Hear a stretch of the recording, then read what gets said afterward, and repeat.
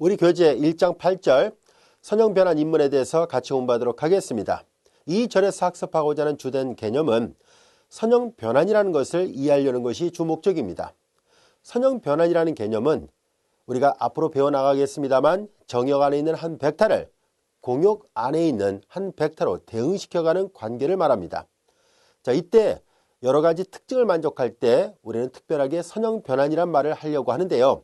이런 선형변환의 기본 아이디어는 사실상 지금까지 우리가 학습해 보면서 알 수 있었던 AX = B의 꼴, 즉 우리가 보통 연립일차방정식이라 말하는 또는 다른 말로 선형계라고 불려지는 그런 연립방정식의 모양에서부터 이와 같은 우리가 선형변환의 기본 아이디어를 얻을 수 있습니다. 자, 그래서 AX = B의 꼴에 관한 기하학적 의미를 그림을 통해서 좀 더 시각적으로 살펴보려고 합니다. 여기 그림을 보면 알 수 있듯이 자, 왼쪽의 집합은 여기 이렇게 있다라 보겠습니다. 그리고 오른쪽에 어떤 집합이 있다라 보겠습니다.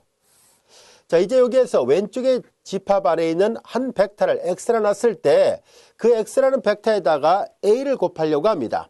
ax = b예요. 그래서 이런 우리가 연립 1차 방정식의 문제를 그림으로 살펴보니까 어떤 x라는 정역 안에 있는 벡터에다가 행렬 a를 곱해봤더니만 그게 b가 된다는 얘기잖아요. 그것은 곧 이와 같이 x라는 어떤 벡터를 b로 대응시키는 관계라고 이해할 수 있을 겁니다.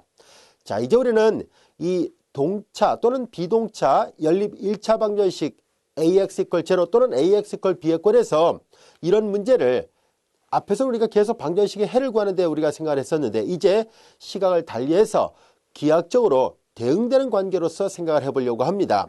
자, 이런 대응 관계는 우리가 보통 미분적 분할에서 많이 해왔던 방법이죠. 바로 함수라는 개념이죠. 정역 안에 있는 원소를 공역 안에 있는 원소로 대응시켜주는 관계를 우리는 이제 연립 1차 방정식에서도 비슷한 시각에서 한번 접근해 보려고 합니다.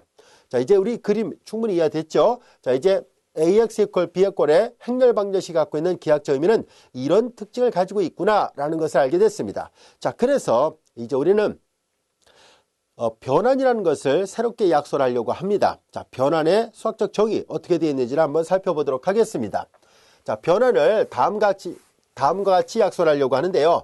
자, 보다시피 정역을 Rn 공간이라 하겠습니다. 자, 여기 그림을 보면은 여기 있는 이 집합이 Rn 공간입니다. 그리고 공역을 Rm 공간이라는데요. 자, 저자가 아주 시각적으로 이와 같은 그림을 그려서 이 RM 공간을 그냥 형상화 시켰습니다. 자, 이 박스 형태로 되어 있는 것이 RM 공간이고요.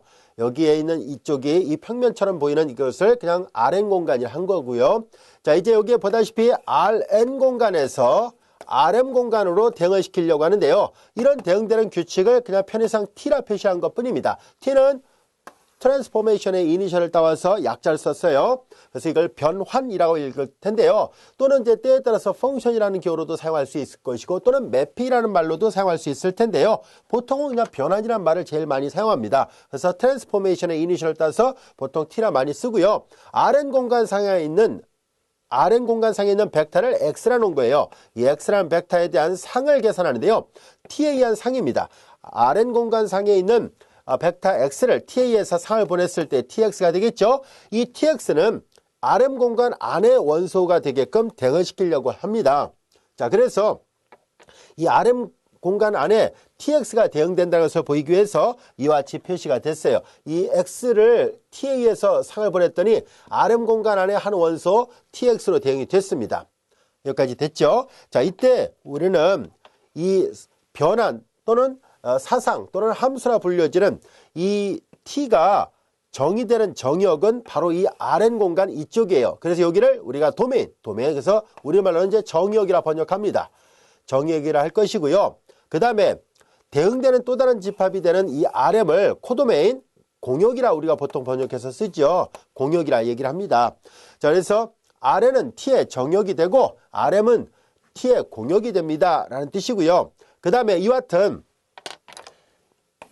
이 X에 대한 T의 상, 얘를 이제 우리가 보통 상이라 하거든요. 이미지라 하는데요. 이 상들을 다 모아놓은 집합이에요. 이 상들을 다 모아놓은 집합, TX를 모아놓은 집합이고 X는 Rn 공간상에 있는 하나의 벡터예요. 자, 이렇게 tx를 모아놓은 집합을 우리는 뭐라 얘기를 할 것이냐면 t의 치역이라 얘기를 하겠습니다. 그래서 선형사상 사상 t의 치역이라 합니다. 치역, 레인지란 말을 우리말로 이제 치역이라 번역해서 쓰고 있습니다. 그래서 치역이라 할 것이고, 이 그림으로 보면 치역이 어디 있는가 하고 봤더니 저자가 이렇게 그림을 멋지게 그려놨네요. 바로 이렇게 이 박스형의 어떤 입체 안에 있는 하나의 평면이니까 이 안에 있는 부분 집합이 되겠죠. 바로 얘를 우리가 레인지, 치역이라 얘기를 할 것입니다. 그래서 tx들을 모아놓은 집합이니까 요 tx는 요 편편한 평면 위에 놓이는 벡터라고 생각하면 됩니다. 그림이 이해되겠습니까? 우리가 보통 이런 벤 다이어그램을 많이 그려서 이렇게 설명하는데, 저자는 이렇게 알아보기 쉽게 기하학적으로 입체적인 그림을 그려가면서 아주 알기 쉽게 정역과 공역, 치역의 그림을 설명을 하고 있습니다. 자, 이제 우리는 이렇게 해서 우리가 치역이라는 것을 알게 됐어요. 여기까지가 됐죠? 자, 그런데 우리는 여기에서 이 변환을 다음같이 행렬하고 관련지어서 또 다시 약속을 하려고 하는데요. 자, 행렬 변환이라는 것을 살펴보도록 하겠습니다. 매트릭스 트랜스포메이션인데요. 앞으로 우리는 이 행렬 변화를 자주 사용하려고 합니다. 행렬 A가 n×n 매트릭스예요. 잘 보세요. n은 여기 보다시피 정역의 차원을 나타내요. 뒤에 가서 우리가 차원이라는 개념을 배우게 될 텐데요. Rn의 차원은 이제 n차원이다라고 얘기를 할 겁니다. 뒤에 가서 좀 더 자세하게 얘기를 하기로 하고, 지금은 그냥 n차원, m차원 이렇게 일단 말을 붙여서 사용하도록 하겠습니다. 공역은 R의 m승이죠. 이거는 m차원이라는 뜻인데요. 자, 여기가 n이고 여기가 m이에요. 정역은 n차원, 공역은 m차원이 되는 건데요. 자, 행렬 A가 m×n 매트릭스로 주어졌을 때 tx를 ax라고 약속을 하려고 합니다. 즉 여기에 있는 tx를 약속하기를 ax 이렇게 약속을 하겠다는 뜻이에요. tx를 ax라고, 이제 얘가 변환이라 얘기를 했었죠. 이것을 행렬을 이용해서 표현한 변환이기 때문에 행렬 변환이라고 얘기를 하도록 하겠습니다. 여기까지가 되겠습니까? 그래서 이거는 행렬 변환인데요. 자, 이제 요 행렬 A가 m×n 매트릭스입니다. 그런데 이 x는 어디 안에 있어야 되냐면 n차원 공간상에 있어야 되고요. 그러다 보니까 당연히 n×1 매트릭스가 돼야 돼요. 행렬의 곱은 잘 정의되어 있네요. 왜냐면 앞에 곱해진 행렬의 열의 개수와 뒤에 곱해진 행렬의 행의 개수가 같거든요. 그러면 이제 최종 결과는 이렇게 앞에 곱해진 행과 뒤에 곱해진 요 열의 형태로서 나타나니까 AX는 n×1 매트릭스가 돼요. 그래서 얘는 자연스럽게 AX가 만약에 앞에서 배웠던 것처럼 만약에 얘가 B가 된다고 가정해 볼까요? AX = B의 꼴이라면 이 파란색으로 표시했던 B는 여기에 있는 거를 말하거든요. 즉 치역 안에 있는 벡터인데요. 이 행렬의 곱을 잘 계산해 보니까 얘가 뭐예요? n×1 매트릭스예요. 따라서 이 X는 정역 안에 있는 벡터여야 되니까 얘 지금 행은 n개고 열이 하나니까 이게 열벡터거든요. 그래서 n차원 상에 있는 열벡터가 되고, 여기는 n×1 매트릭스로 나타나죠. n×1으로 나타나니까 얘는 m차원 공간상에 있는 벡터가 돼야 됩니다. 그러다 보니까 자연스럽게 이 매트릭스에서 m과 n은 뭘 나타나는지 이제 정확하게 그 의미를 구별할 수 있게 됐습니다. 행렬 변환에서 이 행을 나타내는 이 m은 바로 이쪽 공역의 차원을 나타냅니다. 그리고 이 행렬에서 이 열을 나타내는 이 n은 정역의 차원이 될 수밖에 없겠구나라는 것을 알게 됐습니다. 이거 확실하게 여러분들 구별을 해야 됩니다. 왜냐하면 이 행렬의 곱이 잘 정의되어야 되잖아요. Rn 공간상에서 Rm 공간상으로 이동을 시킬 때 AX = B의 꼴이 된다는 얘기는 A가 n×n 매트릭스가 됐을 때 자연스럽게 X는 이 n차원 공간 안의 원소가 돼야 되고 B는 m차원 공간상의 원소가 돼야 되다 보니까 그럴 수밖에 없다는 것을 알게 됐어요. 그래서 이것을 정리한 것이 행렬의 행의 개수는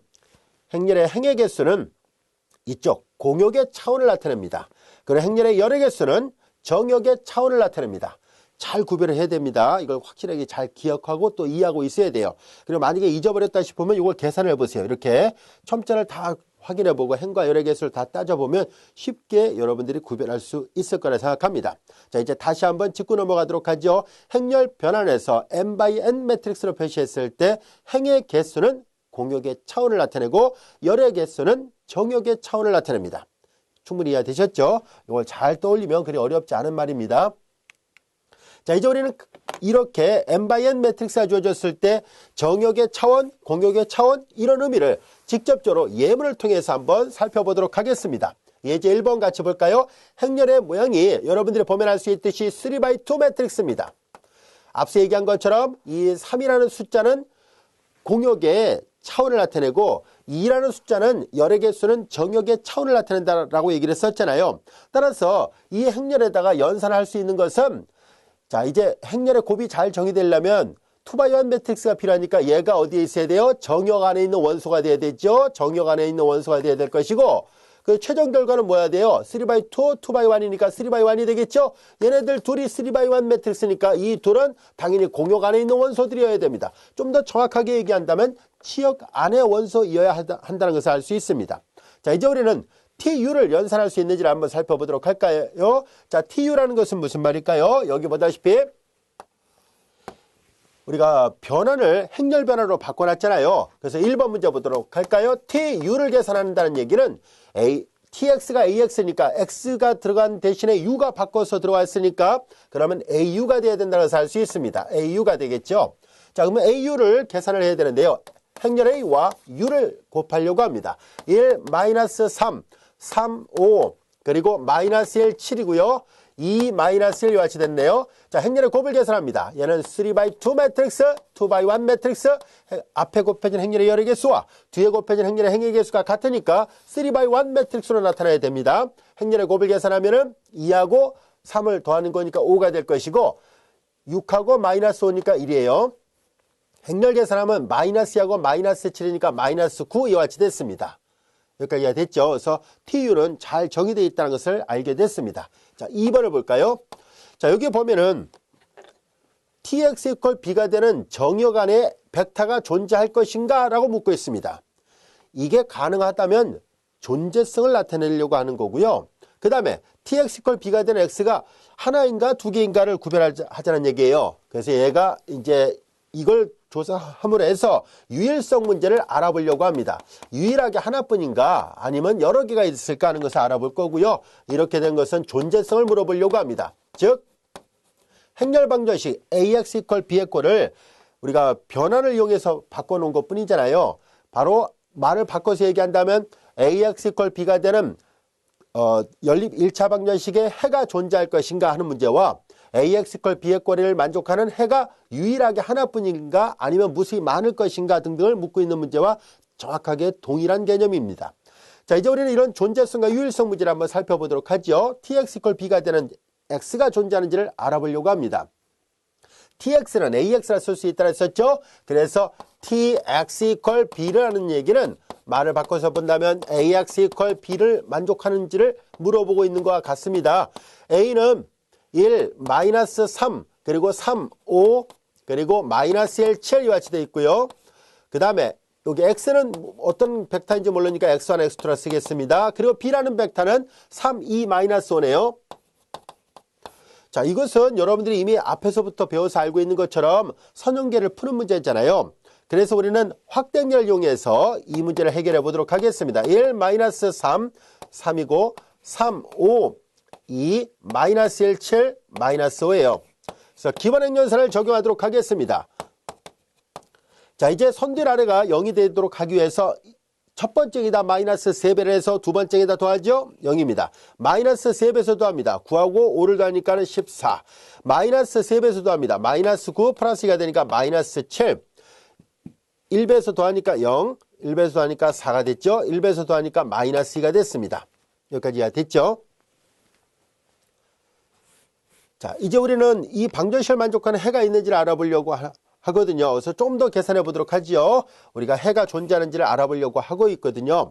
자, 그래서 자, 이제 주어진 식에서 잘 보면은 두 번째에다가 그냥 7분의 1을 곱해볼까요? 7분의 1 곱하니까 1, -3, 3이 되고 7분의 1 곱하니까 0, 2, -1이고요. 세 번째에다가도 2분의 1 곱하니까 0, 2, -1이 같이 됐습니다. 여기까지가 됐죠?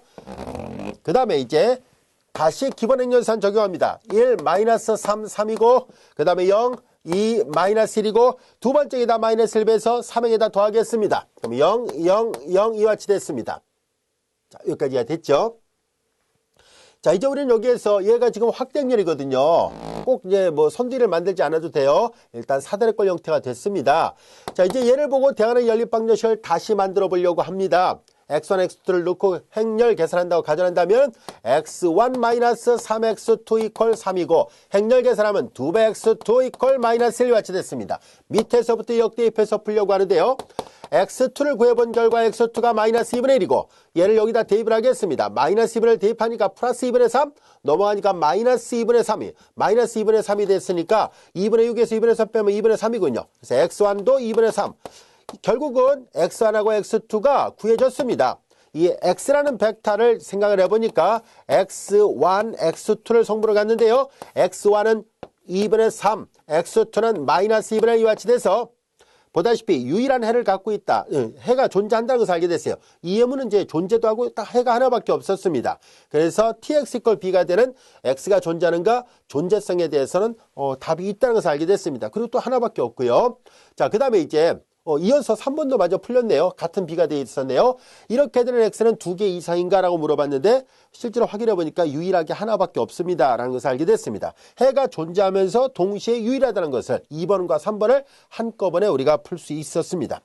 자, 여기에서 우리는 여기 잘 보면은 여기가 바로 뭐냐면은 여기 리딩 엔트리잖아요. 그쵸? 그래서 여기 열의 개수랑 보다시피 이렇게 여기 리딩 엔트리가 들어있는 열의 개수가 일치한다는 얘기는 기본 변수만 존재한다는 뜻이에요. 자유 변수가 없다는 얘기죠. 그래서 해가 존재한다는 것을 알 수 있고요. 만약에 해가 존재하지 않는다는 경우는 뭐냐면 여기는 0인데 여기가 0이 아닌 게 나타나면 존재하지 않는다가 되겠죠.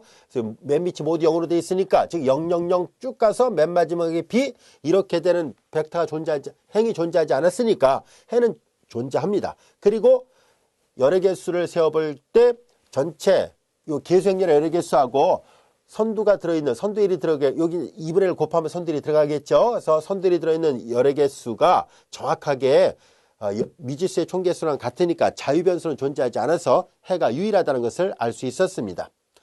자, 이어서 이제 C는 T의 치역에 속할까요? 라고 묻고 있습니다. 이 C가 T의 치역에 속하는지를 묻고 있는데요. 자, 그러면은 이것도 마저 볼까요? T의 치역에 속하는지를 묻고 있는데요. 그러면은 이 말의 의미는 치역이라는 것은 이미지들을 모아놓은 상이잖아요. 그렇죠? 자, 그래서 그렇게 되는가 하는 것을 알아보도록 하겠습니다. 자, 이제 여기에서 tx = b가 되는 x는 이제 존재하는가 또 2개 이상인가 라고 하는 것을 살펴봤고요. 그 다음에 이제 얘를 알아보려고 하지요. 치역에 속하는가, 치역에 속한다는 것을 보이려면은 결과적으로 tx들을 모아놓은 집합이어야 되잖아요. 자, 이제 얘네들은 보다시피 이 열이 2개밖에 없으니까 결과적으로 이제 이 x는 R2 안의 원소가 돼야 되거든요. R2 안에 있는 원소들에 의한 상들을 모아놓은 집합, 이것이 바로 tx의 모양이에요. 자, 그래서 치역에 속하는지 안 하는지를 알아보려면은 이거 계산을 해보자는 얘기죠. 이 x는 이미 어떤 벡터고요. 자, 그래서 tx를 계산해 보도록 하겠습니다. 자, tx는 지금 tx는 ax와 같다 했으니까 ax가 되고요.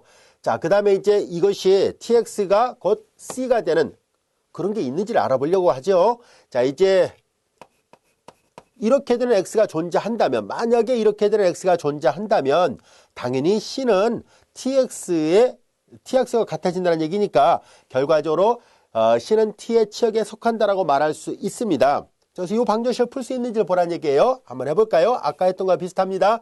1, -3, 3, 5, 그리고 -1, 7이죠. 그리고 여기도 역시 x1 그냥 x도 똑같이 쓸게요. 그 다음에 c는 3, 2, 5예요. 자, 조금 전에 했던 것처럼 우리는 확대행렬을 만들어서 계산을 해보도록 하겠습니다. 그래서 불능이 나오는지 안 나오는지를 알아볼 거예요. 해가 존재하기만 하면, 이걸 만족하는 x1, x2가 있기만 하면 얘네들은 치역에 속한다라 말할 수 있습니다. 자, 그래서 확대행렬을 마저 계산해 보겠습니다. 1, -3, 그리고 3이 될 것이고 3, 5, 그리고 2, -1, 7, 그리고 5, 이와 같이 됐습니다. 기본행렬선을 적용하죠. 1, -3, 그리고 -3배에서 더하죠. -3배 더하니까 9, 그 다음에 14 이와 같이 됐습니다. 마이너스 3배수 더합니다. 마이너스 9 플러스니까 마이너스 7. 그 다음에 더해버리니까 0. 이것도 더해버리니까 4. 이것도 더해버리니까 8 이와 같이 됐습니다. 여기까지가 됐죠. 또 마저 기본행렬산을 적용해 보도록 하겠습니다. 기본행렬산을 적용하면 1, 마이너스 3, 3이고요. 자, 두 번째에다가 아까 했던 것과 마찬가지로 우리가 7분의 1 곱해보겠습니다. 0, 2, 마이너스 1이고요. 여기다도 2분의 1 곱해보겠습니다. 2분의 1을 곱해버려, 4로 나누는 게 낫겠군요. 0, 그 다음에 여기 4로 나눴으니까 1, 2가 됐습니다. 여기까지가 됐죠. 자, 그 다음에 이제 1, 마이너스 3, 3이고요. 두 행을 교환하려고 합니다. 그리고 0, 2, 마이너스 1이고요. 그리고 1, 마이너스 3, 3이고 0, 1, 2가 있고요. 그 다음에 마이너스 2배수 더합니다. 마이너스 2배수 더하고 마이너스 2배니까 마이너스 4. 더하니까 마이너스 5가 되죠. 이거 확대행렬이거든요. 이거 잘 보세요. 좌측은 0이 되는데 우측은 0이 아니잖아요. 이건 아까도 얘기했었죠. 여기서 설명했을 때와 마찬가지로 모순이라는 것을 알게 됐습니다. 이건 모순이라는 얘기는 무슨 말이에요? 이런 방정식을 만족하는 해가 존재하지 않는다는 뜻이에요. 즉 ax = c에 관해서 우리 앞에서 화면상으로 본 것처럼 이렇게 여기가 만약에 실화했을 때 대응하는 x가 존재하지 않았다는 뜻이에요. 그러니까 당연히 tx는 치역에 속하지 않았다는 것을 말해줍니다. 즉 여기서 말하고자 했던 c는 t의 치역에 속하는가 치역에 속하지 않았다라는 것을 알게 됐어요. 이해됐죠? 그래서 4번은 대답은 no가 됐습니다. 자, 이렇게 우리가 간단한 행렬을 이용해서 선형 변환이라는 것을 우리가 이해할 수 있고요. 우리 이제 이 변환이 어떤 특별한 조건을 만족하게 되면은 이제 선형 변환이라는 말을 하려고 해요. 자, 한 가지 예문을 더 살펴본 다음에 이제 선형성에 대해서 알아보도록 하겠습니다. 예제 2번 보겠습니다. 예제 2번은 행렬 A가 다음같이 주어졌을 때 R3상의 점을 x1, x2 평면으로 사용할 수 있는가 하는 얘기인데요. 점이 사용이 되는지를 묻고 있습니다. 자, 여기가 x1, x2, x3로 되어 있어요. 자, 이제 예제 2번 보겠습니다. R3상의 점을 x1, x2 평면 위로 사용할 수 있겠습니까? 라고 묻고 있는데요. 우리는 실제로 AX를 계산을 해보도록 하겠습니다. AX를 한번 계산해 볼까요? A가 1, 0, 0, 0, 1, 0, 0, 0, 0 그리고 X는 이미 벡터니까 우리가 여기를 X1, X2를 한번 해볼까요?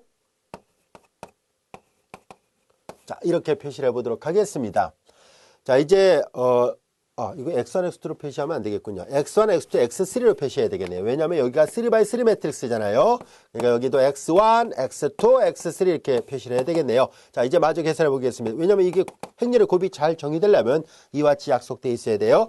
행렬 계산해 봅니다. 행렬 계산하니까 x1, 행렬 계산하니까 x2 이와 같이 되고 행렬 계산하면 제로가 되니까 이 말은 건 뭘까요? 공간상에 있는 점이 평면상의 점, 이걸 순수성으로 표시한다면 이제 x1, x2, x3라는 공간상의 점이 x1, x2, 0으로 사상이 됐다라는 것을 말해주니까 계산을 해본 결과 정말로 공간상에 있는 많은 점들이 바로 세 번째 성분 x3에 해당되는 세 번째 성분이 제로라는 얘기는 x1, x2 평면 위에 있다는 뜻입니다. 그래서 평면 위로 정확하게 투영이 되는 이렇게 투영되거나 이렇게 투영되는 형태의 그림으로 나타나는구나 라는 것을 알게 됐습니다. 그래서 사용되는가? 라고 물어봤는데요. 맞습니다라는 것을 알게 됐어요. 우리는 뒤에 가서 이 사용은 중요한 역할을 합니다. 이 프로젝션이라 얘기를 할 텐데요.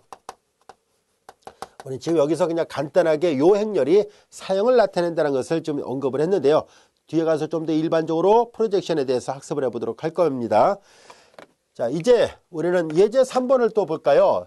이제 행렬 변환이 갖고 있는 다양한 성질들을 몇 가지 좀 살펴보고 있어요. 그리고 우리는 요 다음 절에서 우리 교재 보면 알 수 있듯이 다양한 형태의 그림들이 나타납니다. 여러 가지 선형 변환과 관련된 간단한 행렬이 어떤 변화를 나타내는지를 그림으로 도형화시켜서 나타내고 있는데요. 이제 그런 것들은 이제 좀 더 자세하게 나중에 살펴보기로 하고요. 자, 지금은 이렇게 행렬이 주어졌을 때 이 행렬이 어떤 변화를 나타내는가 하고 봤더니 우리가 보통 층 밀림 변환이라고 얘기를 하는데요. 잘 보세요. 한쪽으로 이렇게 밀어놓은 것처럼 나타나잖아요. 그래서 층 밀림 변환이라고 얘기를 합니다.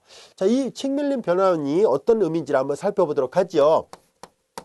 AX를 계산해 볼 거예요. 1, 3, 0, 1이고요. 그 다음에 여기 X1, X2를 표시한다면은 행렬의 곱을 계산하니까 X1 플러스 3X2 그리고 X2 이렇게 돼요. 자, 그래서 얘네들은 x1하고 x2의 좌표가 주어지면 이렇게 변화가 된다는 뜻인데요. 일단 이 그림을 잘 볼까요? 하나의 예제로서 0,0을 여기다 대입하면 00을 대입하면 0이 나오니까 이 점은 원점에서 원점으로 사상됩니다. 요점의 좌표는 2,0이에요. 매트릭스를 본다면 여기가 2고 여기가 0이에요. 여기가 2고 여기가 0이니까 2하고 0 그대로 가니까 2,0은 그대로 2,0으로 사상됩니다. 요점의 좌표는 좌표로 본다면 x1이 0이고 x2가 2가 되니까 x1과 x2가 0,2지요. 그래서 여기가 0, 여기가 2가 돼요. 여기가 0이고 여기가 2가 되니까 2, 3은 6, 6,2로 간다는 것을 알게 됐습니다. 그래서 여기가 요점의 좌표가 6,2로 밀려갔네요. 또한 요점의 좌표가 2,2거든요. 그래서 여기가 2고 여기가 2가 되면 2를 다 넣어요. 그러면 2, 3, 6, 8,2로 가네요. 그래서 여기가 8이고 여기가 2가 되니까 요점의 좌표는 8,2가 됐습니다. 따라서 일행 2열의 원소, 여기 보면 주대각선은 1이고 여기가 0이고 이걸 주대각선이랍니다. 나중에 또 배울게요. 여기가 0이고 여기가 이렇게 돼 있을 때 이 매트릭스는 옆으로 이동을 시키는, 즉 측밀림 현상이 나타나고 있습니다 라는 뜻이에요. 이런 모양이네요. 우리는 뒤에 가서 여기가 3이 아니라 여기가 3이 되면 또 다르게 변화가 된다는 것도 볼 수 있습니다. 그래서 이런 다양한 예문을 통해서 여러 가지 변화를 생각해 볼 수 있습니다. 이쪽은 정역을 나타내고요. 이쪽은 공역을 나타내는 그림입니다. 이 점이 어떻게 사상되는지를 각각의 매트릭스의 모양에 따라서 달라지고 있다는 것을 알 수 있고요. 방금 전에 배웠던 얘기는 정상을 나타내는 변환이라면 얘는 측밀림을 나타내는 변환이었습니다 라는 것을 알게 됐습니다. 여기까지 이해되셨죠? 자, 이제 앞서 잠깐 설명한 것처럼 선형변환이란 말, 우리가 같은 변환을 다루려고 하는데 이왕이면 다르게 훨씬 더 수월한 그런 변환을 다뤄보려고 합니다. 그게 바로 이 선형변환이라는 개념이에요. 아주 중요한 개념이에요. 잘 알고 있어야 됩니다. 만약에 어떤 변환이 다음 같은 두 가지 조건을 모두 만족할 때 우리는 이 변환을 선형변환이라고 얘기를 할 겁니다. 자, 첫 번째는 상수가 바깥으로 나올 수 있다는 것이고, 두 번째는 덧셈에 대해서 분배가 가능하다는 얘기입니다. 덧셈에 대해서 분배 가능하고 상수는 바깥으로 나올 수 있는 이 두 가지 현상을 모두 만족할 때, 그러면 그런 변환을 특별히 우리는 선형변환이라고 얘기를 하도록 하겠습니다. 이것도 잘 이해가 되셨죠? 자, 이제 우리는 선형변환이라면 어떤 성질이 있을까 하고 봤더니 다음 같은 중요한 성질을 가지고 있습니다. 우선 첫 번째, t0 = 0예요. 다시 말해서 제로 벡터는 제로 벡터로 사상됩니다 라는 뜻이에요. 그림으로 형상시키면 이런 말이에요. 여기 아까도 살펴봤었죠? 여기 제로 벡터가 제로 벡터로 간다는 것을 아까 확인했었는데, 선형 변환이 되려면 이와 같은 현상이 나타난다는 것을 알 수 있습니다. 즉 선형 변환이면 이러이러하다라는 뜻이에요. 제로는 제로로 사상됩니다. 왜 그럴까 하는 얘기인데요. 같이 한번 살펴보도록 할까요? 자, 제로 벡터를 이제 보내려고 하는데요. 우리 이렇게 쓸 수 있죠. 0 곱하기 그리고 여기는 x 벡터. 근데 여기는 앞에 배웠던 것처럼 상수 바깥으로 나갈 수 있다고 했었잖아요. tx예요. 만약에 tx가 b로 같다고 가정해봐요. 그렇다 할지라도 이 바깥에가 0이니까 0 이렇게 나오죠. 그래서 t0는 제로로 사상된다라는 것을 알 수 있습니다. 자, 이어서 tcu 플러스 dv예요. 앞서 선형사상이라는 것은 덧셈에 대해서 따로따로 전개가 되고 상수가 바깥으로 나간다고 했었잖아요. 그래서 덧셈에 대해서 분리가 돼요. 선형성에 의해서. 그리고 상수 다시 바깥으로 나갈 수 있어야 되죠. 이와 같이 바깥으로 나갑니다. 그래서 CTU 더하기 DTV와 같이 돼서 이게 당연히 성립하는구나 라는 것을 알게 됐습니다. 자, 우리는 여기에서 이 두 번째 성질은 이것만으로도 우리가 선형성 성질을 갖는다라고도 말을 할 수 있는데요. 왜 그러냐면 앞에서 배웠던 이 두 가지 성질을 한꺼번에 결합해서 표시한 것뿐입니다. 그래서 이렇게도 쓸 수 있구나라는 것을 알 수 있고요. 이 원리는 단 두 개의 벡터만 생각하는 것이 아니라 우리는 좀 더 일반화시켜서 표현할 수가 있습니다. 그래서 이렇게 일반화시켜 놓은 것을 우리는 중첩원리라고 얘기를 할 텐데요. 우리가 선형변환이 갖고 있는 고유의 성질 중에 하나입니다. 중첩원리. 자, 이렇게 여러 개가 1차 결합을 했을 때 그들에 대한 선형사상, 이게 t가 선형변환이란다면 상수는 다 바깥으로 나갈 수 있다는 것과 덧셈에 대해서 하나하나 다 분배가 가능하고요. 이런 원리를 우리는 중첩원리 또는 다른 말로 선형성 원리라고도 얘기를 합니다. 별로 어려운 내용 아니죠. 그래서 앞에 정의로부터 두 개가 이렇게 쉽게 증명이 됐던 것처럼 같은 방법을 계속 반복 적용하면 이 P개의 벡터가 1차 결합이 되어 있을지라도 마찬가지로 계산 가능합니다. 자, 이제 우리는 다음 같은 간단한 선형 변환 또 한번 살펴보려고 하는데요. 자, 이제 R2에서 R로 보내는 선형 사상에 대해서 tx를 rx로 약속을 하겠습니다. 즉 x에다가 적당한 배수를 하는 걸로 약속을 할 텐데요. 만약에 r이 0과 1 사이에 있는 실수값이라면 더 줄어든다는 뜻이에요. 수축을 나타냅니다. 컨트랙션을 나타내고요. 만약 r이 1보다 크다면 팽창을 나타냅니다. 그래서 dilation 또는 이제 dilation이라고 또 씁니다. 여기 ta를 쓰기도 하고 이제 이걸 쓰기도 합니다. 같이 혼용해서 써요. 자, dilation. 그래서 팽창과 수축이에요. 이렇게 벡터가 상수배가 됐을 때 상수의 크기가 1보다 크면은 팽창을 나타내고 상수의 크기가 1보다 작으면 수축을 나타내게 되는데요. 자, r이 만약에 3이라면 당연히 3배로 늘어났으니까 팽창이 되겠죠. 얘도 역시 선형 변환임을 보이시오라는 얘기입니다. 자, 이제 이 r이 3일 때 얘가 과연 선형 변환이 될까요? 라는 얘기인데요. 선형 변환인지 아닌지를 한번 확인해 보도록 할까요? 자, 이제 tx는 이퀄 여기 보다시피 r이 3이니까 3x잖아요. 자, 이와 같이 됐습니다.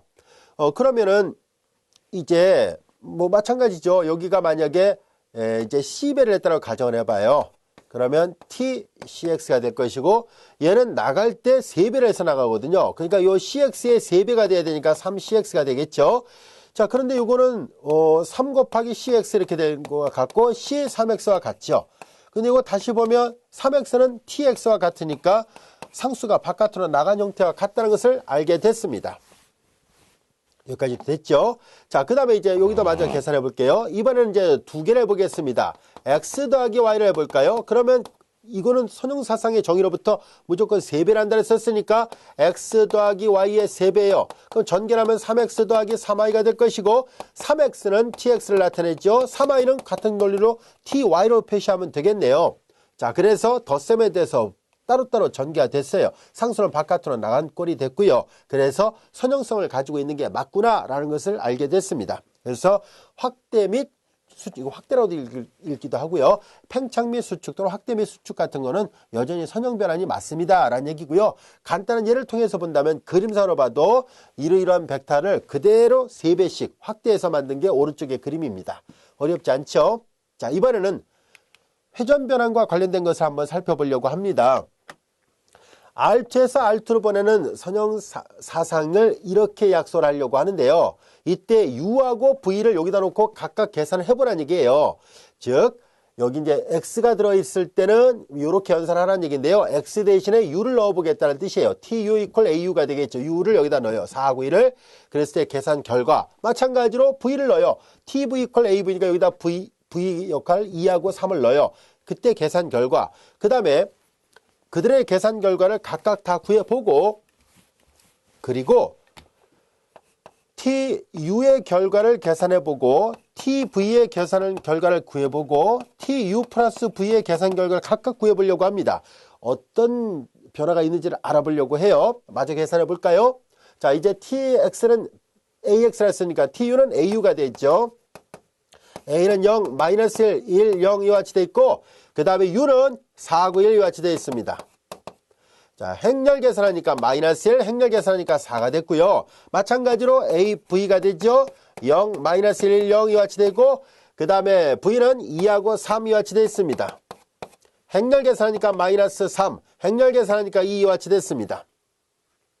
여기도 마찬가지로 볼까요? 0, 마이너스 1, 0이고 그 다음에 U 더하기 V죠. U하고 V를 다 더한 값은 6하고 4예요. 여기다 6하고 4를 대입해보면은 역시 매트릭스 계산하면 마이너스 4, 6 이와 같이 됐습니다.